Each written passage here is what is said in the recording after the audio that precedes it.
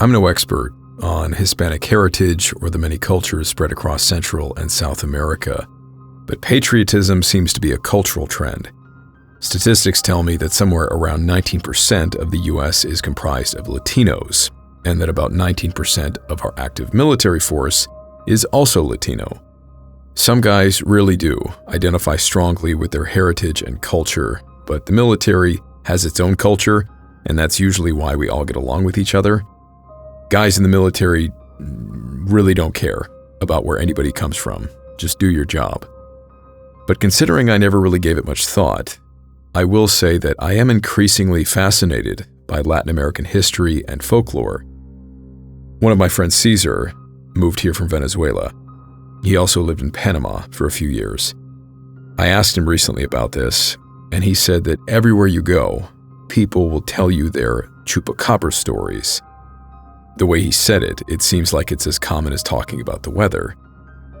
Then there's El Cucho, a sort of shape-shifting version of the boogeyman, an entity whose stories seem to be used by Latino parents to scare their children into behaving. There's also this one well-known legend that sends chills down the spines of those who grew up hearing it, and especially those who say they have experienced it. For some, it's in the same category as El Cucho, just a folktale used to make sure kids make it home before dark. But according to people, like these two veterans, this legend is meant to be taken as a very serious warning. If you hear a woman crying, stay away from the water. These are just a couple of true stories of American servicemen who have encountered an entity known as La Llorona.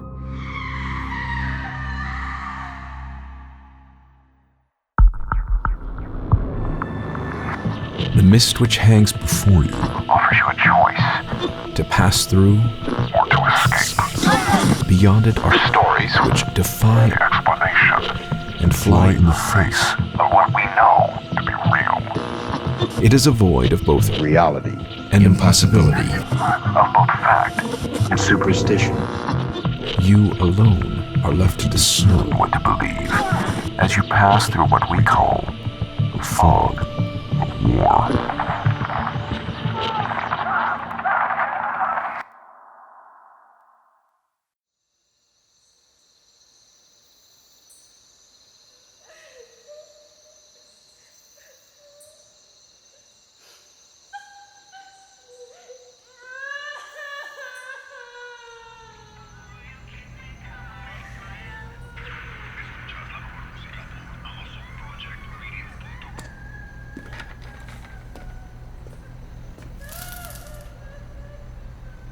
Huh.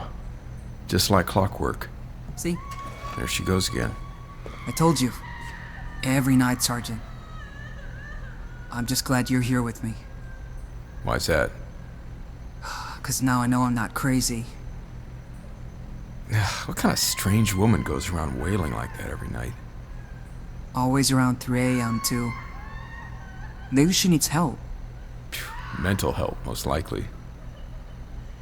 But, just in case, why don't you go check it out? I'll hold down the fort.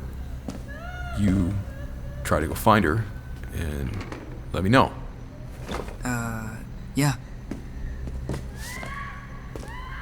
Just don't go too far and get lost out there. Yeah.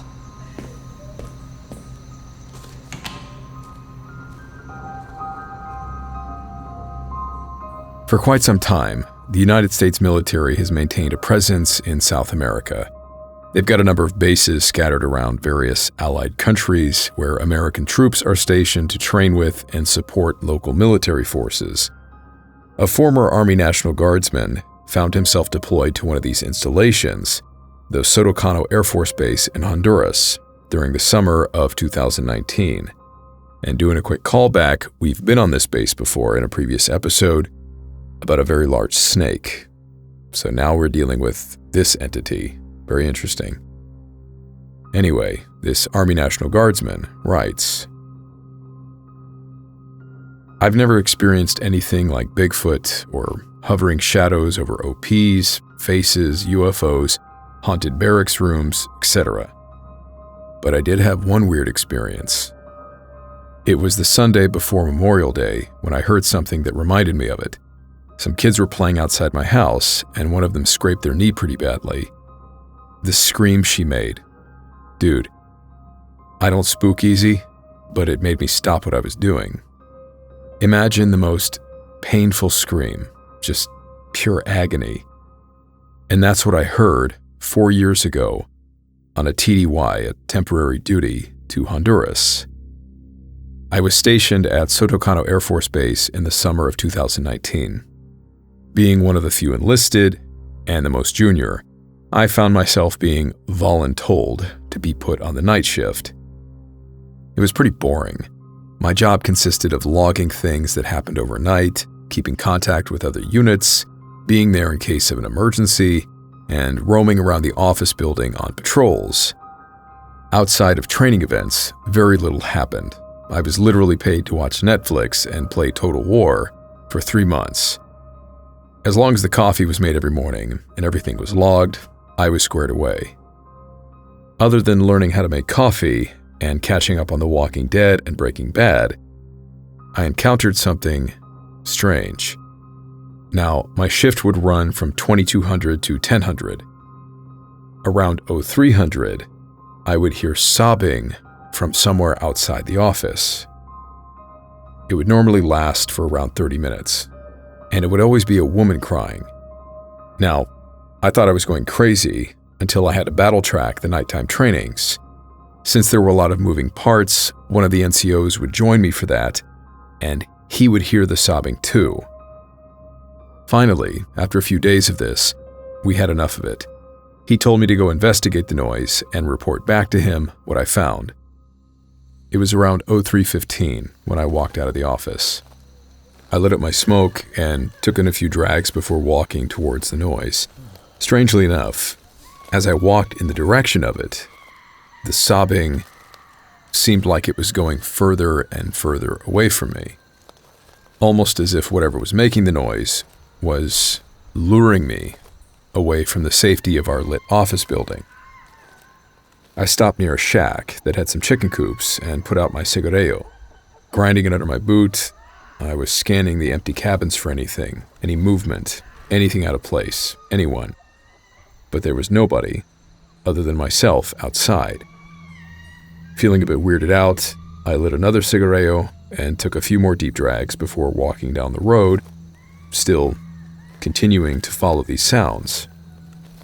I did this until finally coming to a stop by a drainage pipe at the edge of the road.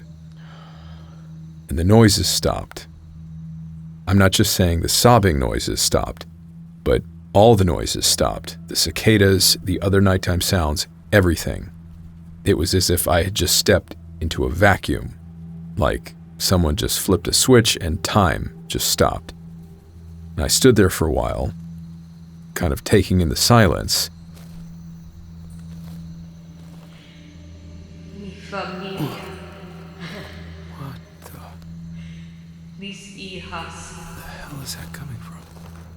Mi esposo. It was creepy as shit because I was the only person out there and it was 3 a.m. I felt my hair stand on end and I ran away from that drain pipe, cigar in mouth, and back to the chicken coops. I remember them squawking at me while I looked back at the end of the road. There was no one there, but the noises had started up again. I could hear everything now. Now I'm thoroughly creeped out. I put out my second cigar and I ran back to the office. My sergeant asked me what happened and I told him that we were just hearing the nearby chickens. He seemed pretty doubtful at the time and even laughed it off, saying, "Chickens, huh? Those are some weird-ass birds." And the next morning, nothing was said and he didn't log it in the logbook. Neither of us said a word about it until I got home and drilled with my home unit. One of my best friends, we'll just call him Junior, was from Puerto Rico. I told Junior about it over drinks after some drill. He looked at me as if he saw a ghost. And he told me, "You didn't hear a woman crying, man, because if you did, then you're going to die soon." I asked him why, and he told me about La Llorona. Apparently, if you hear her wailing, then you or someone you know will die soon or might experience something horrible. Now, that's interesting because only a few nights after I had heard this woman, I was participating in a cross-training event with some Marines. We were sling-loading heavy loads to helicopters at night without any nods, night vision. On the last iteration, sometime between 0245 and 0300, something happened. Now, helicopter blades generate static electricity due to the friction in the air, which means the hookup team on the ground needs to have a grounding man. The grounding man is the most important person on the team. He holds a metal pole against the aircraft to make touching it safe. Everyone on the team needs to be aware of the grounding man. If he lets go, then no one touches the helicopter, because if you do, then the charge that the helicopter generates can kill you. Now, thanks to the instability of the helicopter, our grounding man couldn't get a good ground, and he let go of the helicopter just as I was going to hook up to the load. If it wasn't for my sergeant, I would have been fried. He pulled on the back of my plate carrier, and we both fell back just as several tons of helicopter dipped down to where my head was and hovered just inches away from my face before it rebounded and flew off into the night. I'm not a very superstitious person, but hindsight is 20/20. Considering what I experienced the nights before, and having not heard the sobbing ever again, it certainly sent chills down my spine. Whatever was out there at 3 a.m. in the morning was there. I heard it. My sergeant heard it. Hell, even the other soldiers on the shift with me heard it. But none of us have any explanation for it. No one ever spoke about it because, who would take us seriously? If anything, we'd just get piss tested over and over again and our leadership wouldn't give two shits. I know one thing. As much as I love a good ghost story, I don't believe ghosts exist. But whatever was out there at 3 a.m. certainly did. And she wanted to let us know that she was out there.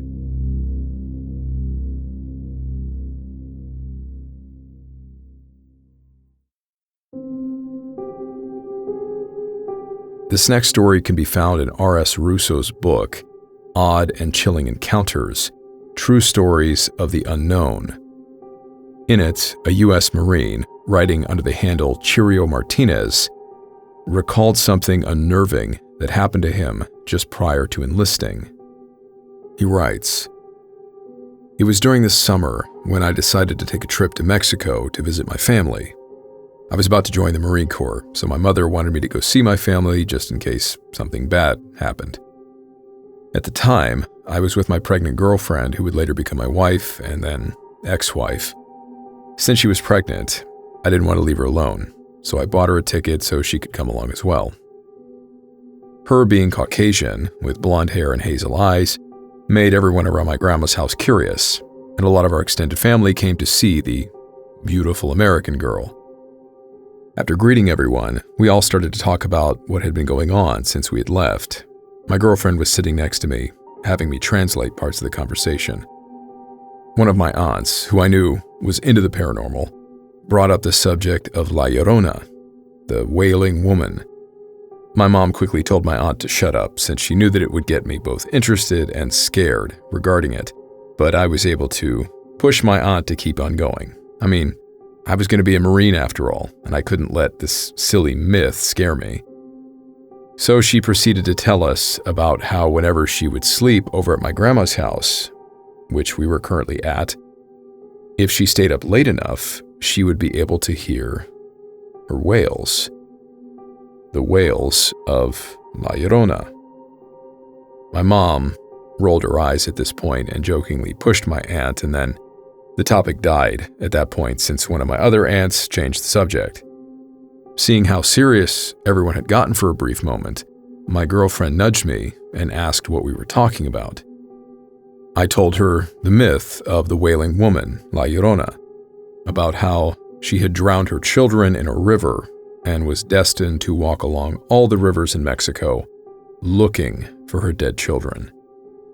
When I finished telling her this, my girlfriend just laughed because she didn't really believe in anything paranormal.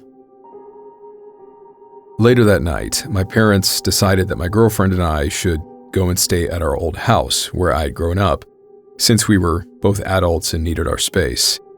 The house was currently being worked on, so the bedrooms had no doors or working lights. The only doors the house had were the ones that led outside. Once we got inside, we had to use a candle and a flashlight for our light source. I remember we even used a bedsheet as a temporary door to give our room a little bit of privacy, even though we were the only ones in the house. As the night went on, my girlfriend and I stayed up talking, and eventually we both fell asleep.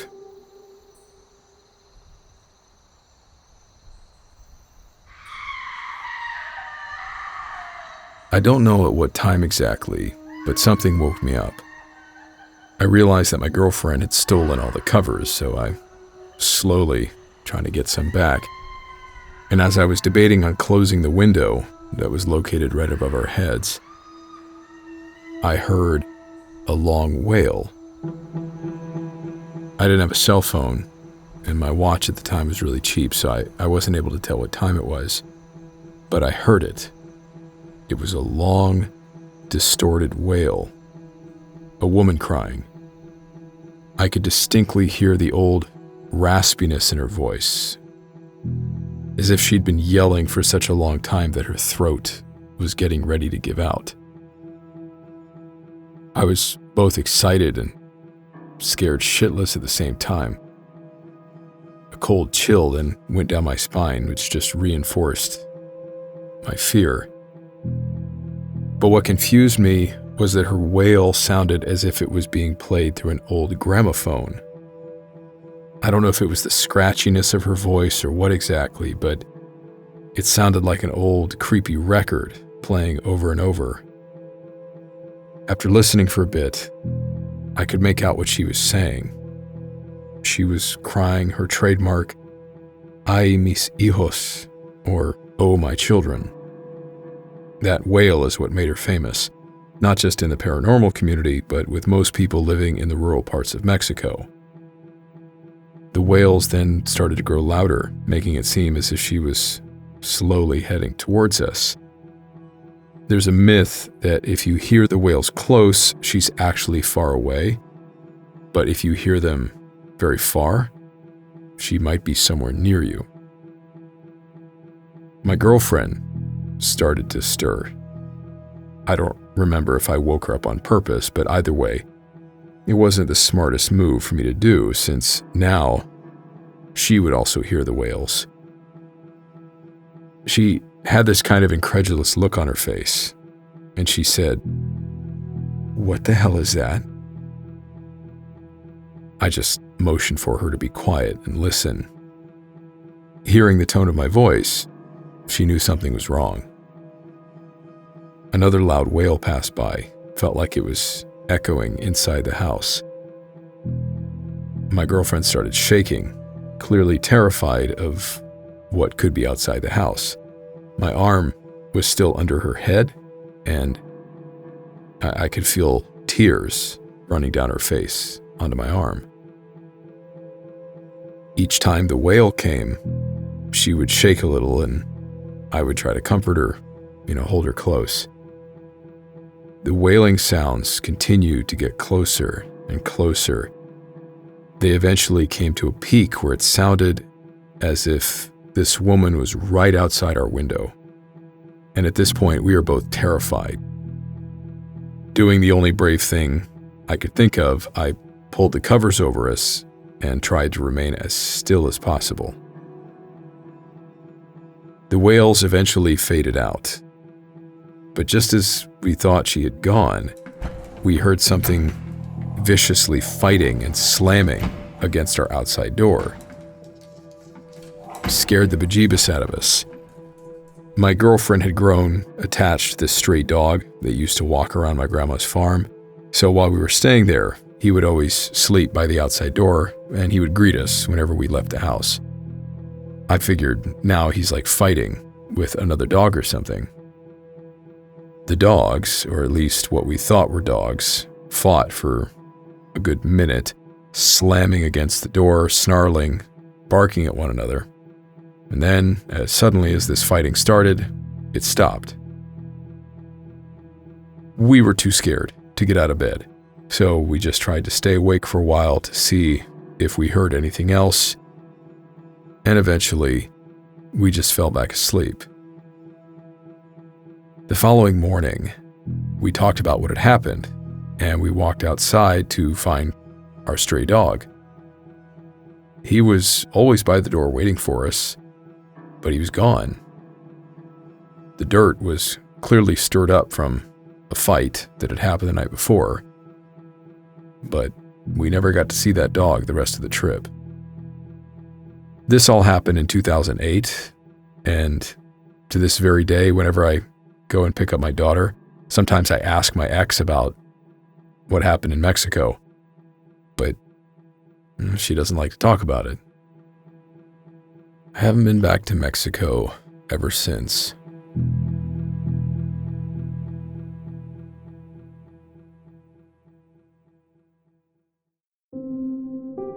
As indicated by these two men, the legend of La Llorona is one of the most popular and enduring stories in Latin American folklore. Some historians believe that La Llorona's origins can be traced back as far as ancient Aztec mythology. There is, however, a notable variance in the way the story is told, or perhaps, over time, different legends have all been merged into one. So, we'll begin with the first. When Christopher Columbus arrived on the shores of South America in 1492, it was only a matter of time before the forces of Imperial Spain came to blows with the region's leading territorial power, the Aztecs.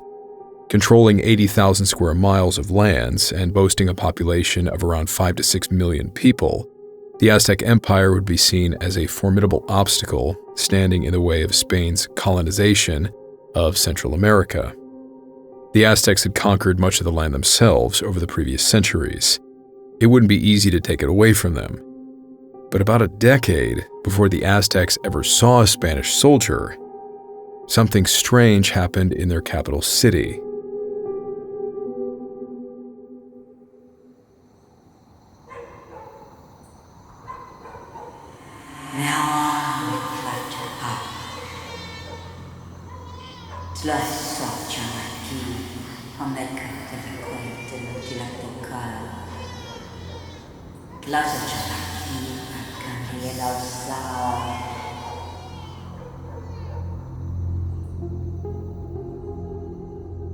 In 1509, the residents of Tenochtitlan were woken in the middle of the night by an unnerving sound, the painful, mourning cries of a woman. They looked and looked, but nobody ever found the wailing woman. But some could make out what she was saying between her heavy sobs. In some accounts, she was heard to cry out, "My children, we must flee far away from this city," while in others, she was reported as saying something along the lines of, "My children, where shall I take you?" Night after night, this mysterious woman was said to wander the darkened streets of the capital city, her mournful cries piercing the still quiet. And night after night, no one ever saw her. And then one night, as quickly as they had started, the screaming stopped. Unsure of what her mysterious cries meant, many Aztec people felt a sense of foreboding. Something dangerous was coming to their city. But what? In February 1519, Spanish conquistador Hernán Cortés landed on the Yucatan coast in order to begin his march on Tenochtitlan. Under his command were 11 ships, 500 soldiers, and about 100 sailors and 16 artillery pieces. The Aztecs mustered a force of over 80,000 warriors, so Cortés knew he was severely outnumbered. But he had planned this war with the Aztecs very carefully. His scouting throughout the region revealed that many tribes and other natives in the surrounding provinces hated the Aztecs. The Aztecs had subjugated most of them, demanding regular and frequent tributes from them, what Europeans might have called taxes. Then there were the Aztecs' religious practices. Smaller tribes were often raided, their people being stolen and offered to the Aztec gods as human sacrifices, sometimes in numbers of hundreds or even thousands at a time. The Aztecs maintained their political, military, and economic dominance through this violence and tyranny, and they were hated for it.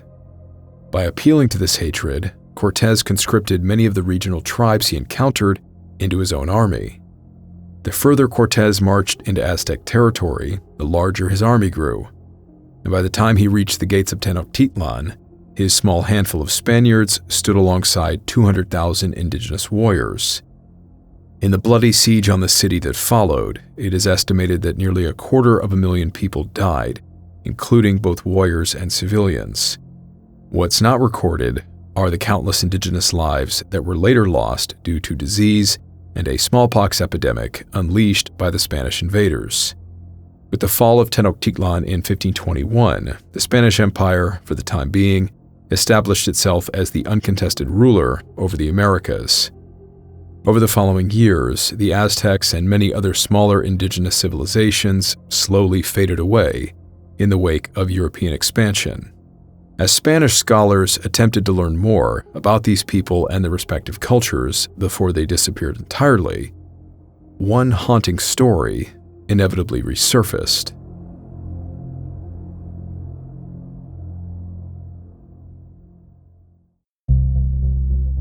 About 30 years after the fall of the Aztec Empire, Franciscan Friar Bernardino de Sahagún began working on what would become known as the Florentine Codex, or the general history of the things of New Spain. During his interviews with native speakers of the local Nahuatl language, many of whom were former residents of Tenochtitlan, Bernardino became fascinated by repeated tales of a ghostly, crying woman. After pressing for more information about who or what this spirit was, the indigenous people often referenced a deity known as Chihuacotl, a goddess of Aztec mythology associated with childbirth, fertility, and motherhood. Chihuacotl is often depicted as a fierce, skull-faced woman brandishing a shield and spear, a symbol of motherly strength and endurance. According to the native people, she was also known to carry a crib or cradle. All of this was documented by Friar Bernardino in his writing. And they also say that she carries a crib with her, as someone would who carried her child in it. And she goes to the market among the other women, and disappearing, she would leave behind the crib. When the other women discovered that the crib had been forgotten, they would look to see what was inside, and there would be a flint like iron of the rough kind with which they killed those they sacrificed. By this, they understood that it was Chihuacotl who had left it there. While often worshipped in Aztec culture, there is a darker side to Chihuacotl that often links her appearances to childhood death, particularly the murder of a child. In this regard, Chihuacotl is said to be a spirit that comes to mourn the death of children, a sort of spiritual mother to all Aztecs, and many children were killed during the Spanish invasion 10 years after the appearance of the Wailing Woman in Tenochtitlan. In other interpretations, Chihuacotl is not so motherly. More akin to stories of La Llorona, this ancient goddess is painted in a much more predatory light, a demonic entity that devours children. In Book 8 of the Florentine Codex, Friar Bernardino wrote of the goddess's more murderous tendencies, as told to the friar by the then governor of Huatulco, Don Martin. In his time, it came to pass that the demon that in the form of a woman walked and appeared by day and by night and was called Chihuacotl ate a small boy who was in his cradle in the town of Azcapotzalco. Legends do change hands over time. Stories passed down through generations of families and tribes can change. Whether the stories of this ancient goddess and the future stories of a wailing spirit named La Llorona are one and the same remains to be seen, but they do share a commonality. Both of these entities are known to prey on young children.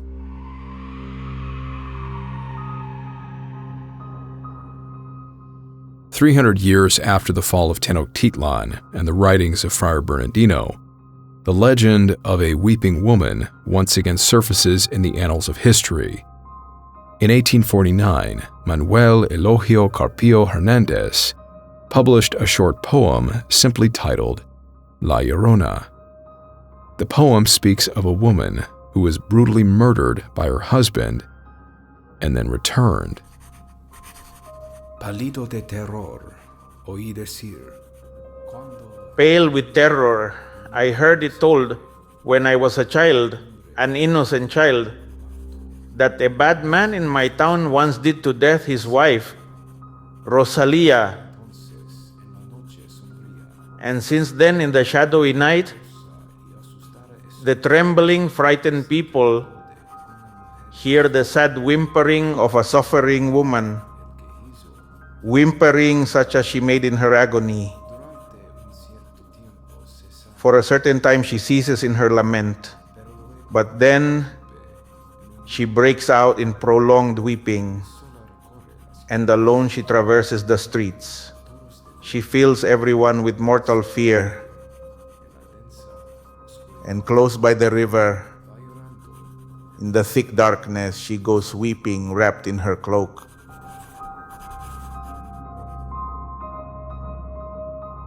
Among all the different haunting stories of a weeping woman told in Latin culture, Manuel Hernandez's poem, or at least his version of events, is occasionally cited as the origin of the spirit of La Llorona. Names and dates might vary from one telling to the next, but it is hardly the most well-known version of her story. It seems that many children raised in Latin America and even parts of the southern United States are familiar with another version of the story, a tragic story about a young woman named Luisa. Luisa lived during the time of Spanish dominion over the Americas. Luisa was not born into a wealthy family, but her beauty alone was enough. When he first laid eyes on her, Don Muñoz de Montes Clares, a wealthy Spanish nobleman, fell madly in love with Luisa, and she was equally smitten with him. They courted for a time, but neither their families nor the societal rules approved of their marriage. Noblemen were forbidden from marrying members of the lower classes, so Luisa and Don Muñoz were married in a secret ceremony. Over the following years, the two had to keep their marriage a secret, but they managed to live a relatively happy life far from the public eye. Luisa gave birth to 3 children, and Don Muñoz visited them in their small home on the poorer side of town, disguising himself as a laborer. Even though Don Muñoz's duties as a don often pulled him away from his family for days or weeks at a time, their love for one another seemed unbreakable. Everything changed when a Spanish noblewoman arrived from Madrid. Don Muñoz's faithfulness to Luisa began to waver. Since his marriage was secret, he took advantage of his appearance as an available bachelor. Don Muñoz's prolonged absences did not go unnoticed by Luisa. Keeping their marriage a secret had been hard enough, but now it was as if he never came home. Then one day, Luisa overheard some women in the town excitedly talking about the Don's upcoming wedding to the woman from Madrid. Luisa was stunned. His absences now made sense, but she refused to believe that her husband would actually betray her and his children like this. She had to find out for herself. On the day of the wedding, she snuck onto Don Muñoz's estate, where the event was being held. She saw her husband there, on the balcony. She watched, heartbroken, as Don Muñoz raised a glass and proposed a toast to their new future. But not with Luisa. No, with the woman now hanging on his arm. The woman from Madrid. Feeling lost, betrayed, and hopeless, Luisa quietly slipped away from the party and made her way home to her 3 children. To Don Muno's 3 children.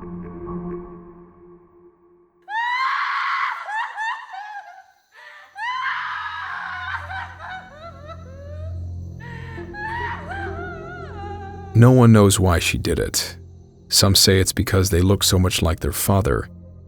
But when she returned home, possessed with rage, Luisa grabbed a knife and murdered her 3 small children. It was said that Luisa's neighbors, startled by her screams, went outside to find her staggering around in the streets, covered in blood. Luisa was tried for murder, and the sentence was swift. She was condemned to death. But this was not the end for Luisa. From that day forward, Luisa's spirit, dressed in white, is said to wander all over the provinces of Latin America, trapped in eternal mourning for the loss of her family. Her cries are considered a terrible omen. Anyone unfortunate enough to hear them is doomed to die within a week.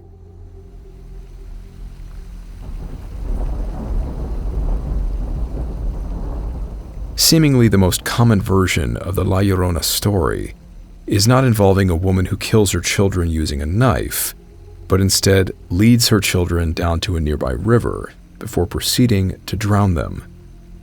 This version of the story aligns more with the spirit's connection to water, where she continues to lure unsuspecting children before dragging them beneath the surface. The story of La Llorona is often used by parents who want their children to think twice about playing near water or staying out late after dark. Because of this, many will simply write off the story as yet another simple folktale born out of superstition. But the stories shared by these American servicemen are among thousands that say otherwise. It's a good idea in any case to avoid straying too close to the water when it's dark.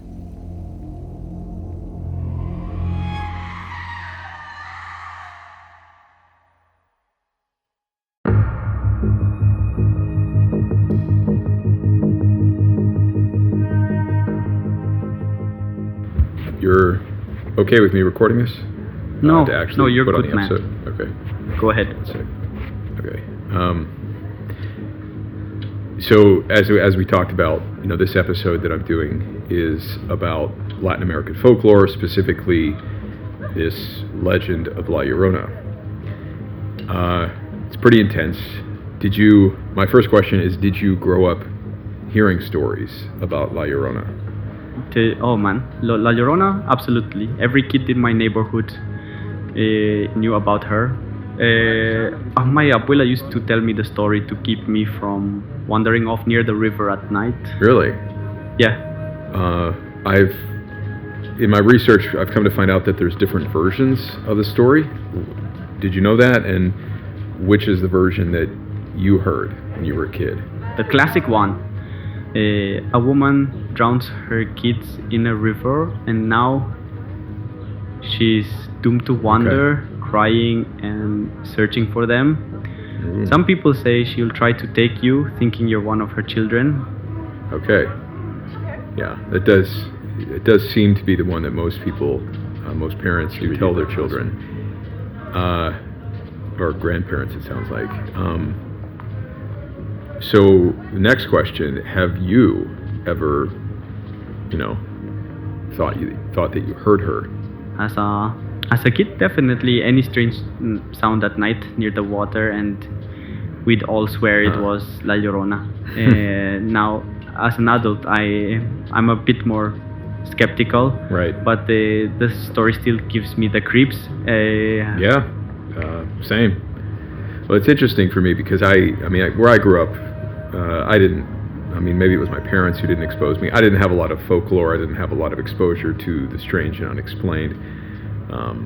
And I think it just depends on where you live in the U.S., whether there are any sort of local legends like that. But my extended family is Irish, and I didn't hear anything about it growing up, but I remember seeing a Disney movie about the Banshee.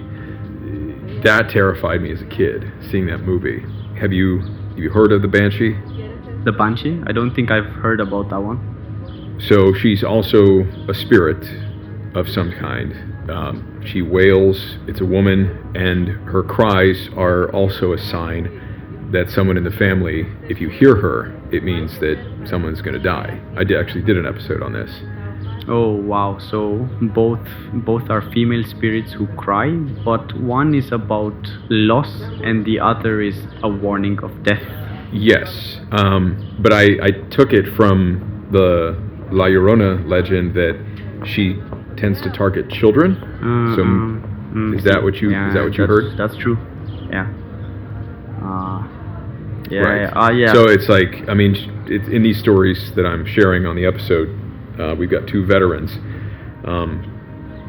where it's obviously she's not discriminating between children and people at that point, but the legend has it that because the woman in life killed her children, that she is always luring children to the edge of water and then drowning them. That's correct. Yes. Yeah. Well, last question. Would you say that La Llorona is a popular story in the Hispanic community in general? Oh, definitely. It's like a universal thing. Whether you're from Mexico, Central America, or South America, everyone knows some version of La Llorona. Mm-hmm. It's more than just a scary story. It's part of our culture. Talk to anyone and they will tell their own La Llorona story. Chupacabra's another one, like we talked about. Yeah. Right.